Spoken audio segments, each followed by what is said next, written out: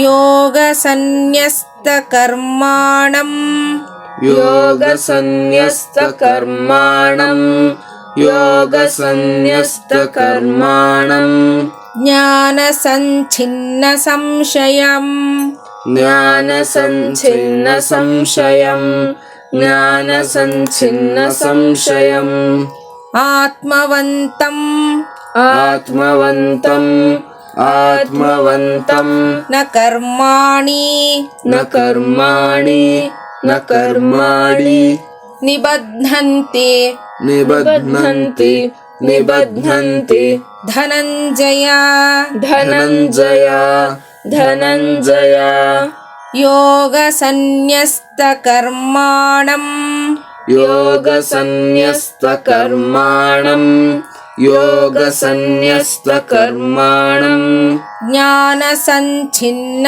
ಸಂಶಯಂ ಜ್ಞಾನಸಂಛಿನ್ನ ಸಂಶಯಂ ಜ್ಞಾನಸಂಛಿನ್ನ ಸಂಶಯಂ ಆತ್ಮವಂತಂ ನ ಕರ್ಮಾಣಿ ಆತ್ಮವಂತಂ ನ ಕರ್ಮಾಣಿ ಆತ್ಮವಂತಂ ನ ಕರ್ಮಾಣಿ ನಿಬಧ್ನಂತಿ ಧನಂಜಯ ನಿಬಧ್ನಂತಿ ಧನಂಜಯ ನಿಬಧ್ನಂತಿ ಧನಂಜಯ ಯೋಗಸನ್ಯಸ್ತಕರ್ಮಾಣಂ ಜ್ಞಾನಸಂಛಿನ್ನ ಸಂಶಯಂ ಯೋಗಸನ್ಯಸ್ತಕರ್ಮಾಣಂ ಜ್ಞಾನಸಂಛಿನ್ನ ಸಂಶಯಂ ಯೋಗಸನ್ಯಸ್ತಕರ್ಮಾಣಂ ಜ್ಞಾನಸಂಛಿನ್ನ ಸಂಶಯಂ ಆತ್ಮವಂತಂ ನ ಕರ್ಮಾಣಿ ನಿಬಧ್ನಂತಿ ಧನಂಜಯ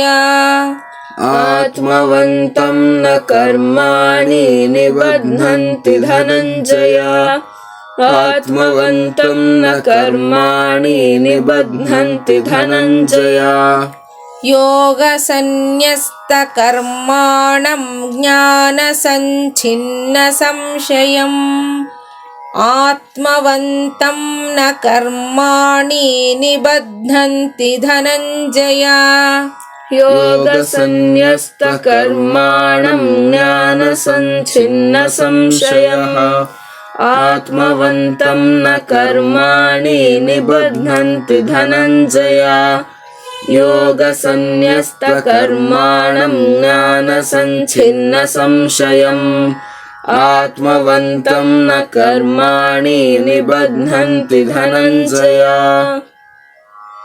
ಭಗವಂತ ಅರ್ಜುನನಿಗೆ ಹೇಳ್ತಾನೆ, ಜ್ಞಾನದಿಂದ ಸಂಶಯವನ್ನ ತೊಲಗಿಸಿ ಹಾಕಬೇಕು. ಯೋಗ ಸನ್ಯಸ್ತ ಕರ್ಮಾಣಂ ಜ್ಞಾನ ಸಂಚಿನ್ನ ಸಂಶಯಂ ಆತ್ಮವಂತಂ ನ ಕರ್ಮಾಣಿ ನಿಬದ್ಧಂತಿ ಧನಂಜಯ. ಆಚಾರ್ಯರು ಭಾಷ್ಯವನ್ನು ಬರೀತಾರೆ, ಯೋಗ ಸನ್ಯಸ್ತ ಕರ್ಮಾಣಂ ಪರಮಾರ್ಥ ದರ್ಶನ ಲಕ್ಷಣೇನ ಯೋಗೇನ ಸನ್ಯಸ್ತಾನಿ ಕರ್ಮಾಣಿ ಯೇನ ಪರಮಾರ್ಥದರ್ಶಿನ ಧರ್ಮಾಖ್ಯಾನಿ ತಂ ಯೋಗ ಸನ್ಯಸ್ತ ಕರ್ಮಾಣಂ. ಕಥಂ ಯೋಗ ಸನ್ಯಸ್ತ ಕರ್ಮ ಇತಿ? ಆಹ, ಜ್ಞಾನ ಸಂಚಿನ್ನ ಸಂಶಯಂ ಜ್ಞಾನೇನ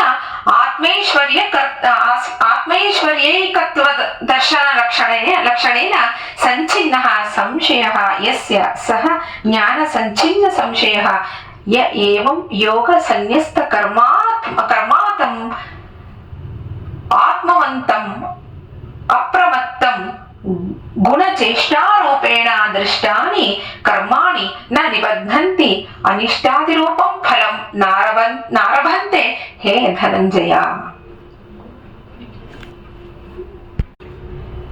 ಯೋಗ ಸನ್ಯಸ್ತ ಕರ್ಮ ಅಂತ ಅಂದ್ರೆ ಪರಮಾರ್ಥ ದರ್ಶನ ಅನ್ನೋ ಯೋಗದಿಂದ, ಇಲ್ಲಿ ಯೋಗ ಅಂದ್ರೆ ಆತ್ಮಜ್ಞಾನವೇ, ಆದ್ರಿಂದ ಧರ್ಮ ಅಧರ್ಮ ಅನ್ನೋ ಹೆಸರಿನ ಕರ್ಮಗಳನ್ನ ಯಾವ ಪರಮಾರ್ಥದರ್ಶಿ ಸನ್ಯಾಸ ಮಾಡಿದನೋ ಅವನು ಯೋಗ ಸನ್ಯಸ್ತ ಕರ್ಮ.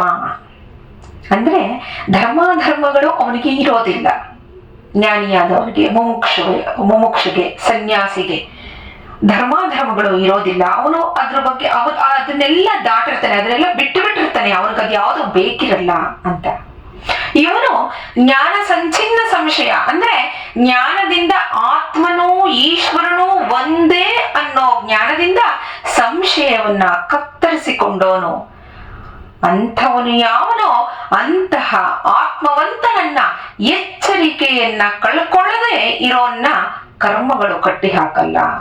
ಎಚ್ಚರಿಕೆಯನ್ನ ಕಳ್ಕೊಳ್ಳದೆ ಇರೋನ್ನ ಅಂದ್ರೆ ಯಾವಾಗಲೂ ಎಚ್ಚರವಾಗಿರ್ತಾನೆ. ಯಾತಕ್ಕೆ ಅವನು ಎಚ್ಚರವಾಗಿರ್ತಾನೆ ಅಂದ್ರೆ ಈ ವಿಷಯಗಳ ಬಗ್ಗೆ, ಈ ಸಾಂಸಾರಿಕ ವಿಷಯಗಳ ಬಗ್ಗೆ ಅವನ ಮನಸ್ಸು ಎಂದಿಗೂ ಆ ಕಡೆಗೆ ಹೊರಳಬಾರದು ಅನ್ನೋ ರೀತಿಯಲ್ಲಿ ಅಷ್ಟು ಎಚ್ಚರನಾಗಿರ್ತಾನೆ. ಅವನು ಸದಾ ಆತ್ಮಚಿಂತನೆಯಲ್ಲೇ ಇರ್ತಾನೆ. ಆದ್ರಿಂದ ಅವನ್ನ ಯಾವ ಕರ್ಮಗಳು ಕಟ್ಟಿ ಹಾಕಲ್ಲ, ಅಂಥವನನ್ನ ಯಾವ ರೀತಿಯ ಅನಿಷ್ಟ ಜನ್ಮಗಳು ಕಟ್ಟಿ ಹಾಕಲ್ಲ ಅಂತಾನೆ ಭಗವಂತ. ಯಾವ ರೀತಿಯ ಅನಿಷ್ಟ ಜನ್ಮಗಳು ಅಂದ್ರೆ ಯಾವ ಕ್ರಿಮಿ ಕೀಟಾದಿ ಪ್ರಾಣಿ ಪಕ್ಷಿ ಮನುಷ್ಯ ಜನ್ಮಾದಿಯಾಗಿ ಯಾವ ಜನ್ಮವೂ ಅವನನ್ನ ಕಟ್ಟಿ ಹಾಕಲ್ಲ. ಅಂದ್ರೆ ಅವನು ಆ ಯಾವ ಜನ್ಮವನ್ನು ಪಡೆಯಲ್ಲ. ಜ್ಞಾನಿಯಾದವನು, ಸನ್ಯಾಸಿಯಾದವನು. ಯಾತಕ್ಕೆ ಅಂದ್ರೆ ಧರ್ಮಗಳ ಬಗ್ಗೆ ಅವನು ಅದಕ್ಕೆ ಯಾವತ್ತೂ ಕಟ್ಟಿ ಬೀಳಲ್ಲ. ಅವನು ಆ ವಿಷಯ ಸುಖಗಳ ಬಗ್ಗೆ ಅವನ ಜ್ಞಾನವನ್ನ ಆ ಕಡೆ ಅವನು ಬಿಡೋದಿಲ್ಲ. ಅದರಿಂದ ಅವನು ಯಾವ ಜನ್ಮಗಳನ್ನು ಪಡೆಯಲ್ಲ. ಅಂದ್ರೆ ಪುನರ್ಜನ್ಮ ಅನ್ನೋದು ಅವನಿಗೆ ಇರೋದೇ ಇಲ್ಲ. ಮೋಕ್ಷವನ್ನ ಪಡಿತಾನೆ ಜ್ಞಾನಿಯಾದವನು ಅಂತ. ನಾಳೆ ಮುಂದಿನ ಶ್ಲೋಕವನ್ನ ನೋಡೋಣ. ನಮಸ್ಕಾರ.